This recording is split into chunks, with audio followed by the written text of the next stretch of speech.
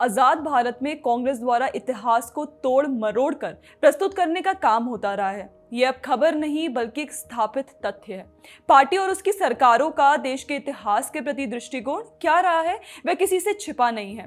पर एक सवाल यह उठता है कि बार बार एक्सपोज होने के बावजूद ये पार्टी अपने पुराने ठर्रे पर आज भी लगातार क्यों चल रही है, और वो भी इस कदर कि जो घटनाएं अभी 3-4 दशक पुरानी हैं उन घटनाओं को भी कांग्रेस या तो तोड़ मरोड़ कर पेश कर देती है या सच को सीधे नकार देती है।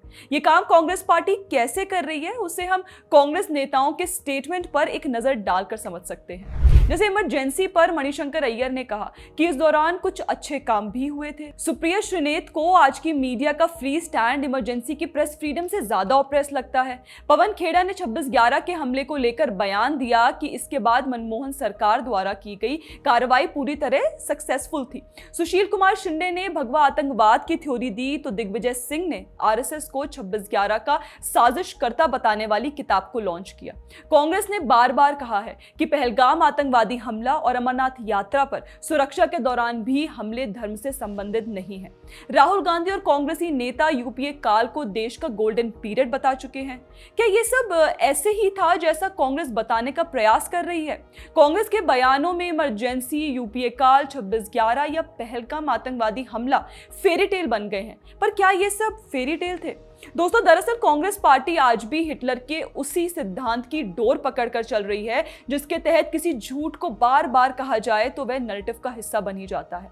और अगर आप बार बार अपना नैरेटिव दोहराते रहेंगे तो आप इतिहास को भी बदल सकते हैं। और यही काम कांग्रेस न केवल करती आई है बल्कि आज भी कर रही है।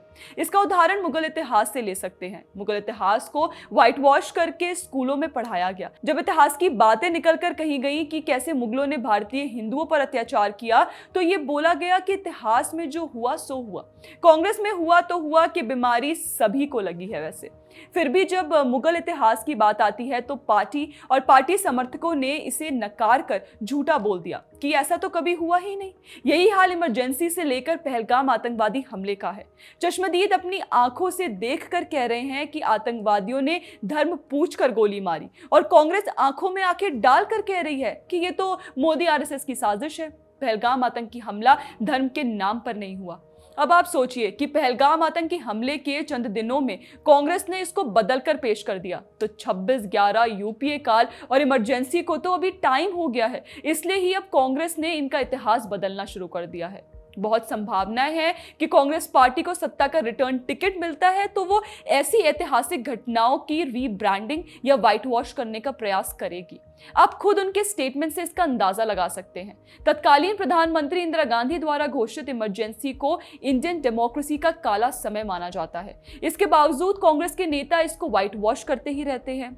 कल ही सुप्रिया श्रीनेत की पोस्ट देखे तो ऐसा लगता है कि वो चाहती हैं कि कोई भी इमरजेंसी की बात ना करे। पीएम मोदी की पोस्ट गिनकर कह रही हैं कि उन्होंने इमरजेंसी पर 6 ट्वीट किए। क्यों ना करें? लोकतंत्र के सबसे काले दिन की बात क्यों ना करें सुप्रिया जी? 2011 में राहुल गांधी ने कथित तौर पर अमेरिकी अधिकारियों से कहा कि लोग आपातकाल को भूल जाते हैं, मतलब कि ये आज की राजनीति को इफेक्ट नहीं करती है। राहुल गांधी ये भी कह चुके हैं कि उनकी दादी ने इमरजेंसी नेशनल इंटरेस्ट में लगाई थी। 2019 में वरिष्ठ नेता मणिशंकर अय्यर ने कहा आपातकाल के दौरान जनसंख्या नियंत्रण और सार्वजनिक जीवन में अनुशासन जैसे अच्छे काम किए गए थे। दिग्विजय सिंह ने कहा था कि भाजपा प्रचार के लिए इमरजेंसी का दुरुपयोग करती है। कपिल सिब्बल ने इमरजेंसी को संविधान के अनुसार लीगल बताया था। संजय निरुपम ने कहा था कि इमरजेंसी की बुराई बढ़ा चढ़ाकर की जाती है और पार्टी का ऑफिशियल हैंडल इमरजेंसी को मेंशन करने से बचता है। मतलब कि सटली ये प्रोपोगेट किया जा रहा है कि अगर इमरजेंसी हुई भी तो अच्छी थी, लोकतंत्र को इससे कोई नुकसान नहीं हुआ। इसी तरह का व्हाइट वॉश आतंकवादी हमलों को लेकर चलता है। जब पवन खेड़ा कहते हैं कि 26/11 के बाद मनमोहन सिंह सरकार की कार्रवाई सक्सेसफुल थी। सबको पता है कि 26/11 के बाद यूपीए सरकार सिर्फ पाकिस्तान को डॉशर भेज रही थी। पूर्व प्रधानमंत्री मनमोहन सिंह ने तो स्वीकार किया था कि उन्होंने आतंकवादी हमले पर कार्रवाई नहीं की क्योंकि इससे बीजेपी को फायदा मिल सकता था। हमले में पाकिस्तान की भूमिका को दबाने के लिए पूर्व गृह मंत्री सुशील कुमार शिंदे ने बीजेपी आरएसएस पर भगवा आतंकवाद के ट्रेनिंग कैंप चलाने का बयान दिया था।